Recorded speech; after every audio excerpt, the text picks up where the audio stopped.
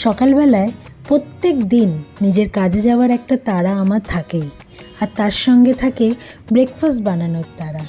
Breakfast হতে হবে আবার স্পেশাল, না হলে বাড়ির ছোটোগুলোর তো একদমই পছন্দ হবে না। তাই সেই তাড়াহুড়ায় মুখরোচক খাবার ব্রেড উপমা। আমি জানি আপনারা পাউরুটি দিয়ে অনেক রকমের রেসিপি বাড়িতে তৈরি করে থাকেন, কিন্তু বেঁচে যাওয়া পাউরুটিগুলো দিয়ে আর রান্নাঘরের সামান্য কিছু মশলা দিয়ে তৈরি করতে পারবেন এই চটজলদি জলখাবার। এই রেসিপিটা আমি শিখেছি আমার মার কাছ থেকে। ছোটোবেলায় যখন কোয়ার্টারে থাকতাম, মাকে দেখতাম প্রায় দিনই নিত্য নতুন রান্না বাড়িতে মা কিন্তু বানাতো, আর সেইগুলো মা শিখে নিয়েছিল তার বন্ধুদের কাছ থেকে।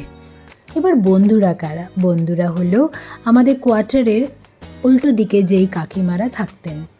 একজন ছিলেন সাউথ ইন্ডিয়ার থেকে, আরেকজন ছিলেন পাটনার থেকে, আর আরেকজন ছিলেন অরুণাচল প্রদেশ থেকে। মা এনাদের থেকে অনেক রেসিপি সেই সময় শিখে নিয়েছিল।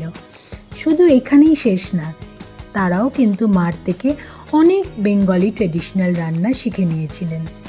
এই রান্নাবান্না, লেনদেন, চিন্তাভাবনার আদান প্রদান, এগুলো কিন্তু কোয়ার্টার লাইফে একটা খুব সামান্য ব্যাপার। এই রেসিপিটা আমার খুব ভালো লাগে, কেন এতে অনেক রকমের সবজি ব্যবহার করা যায়, আর সবজি থাকার জন্য এটা কিন্তু মুখরোচক প্লাস পুষ্টিকরও।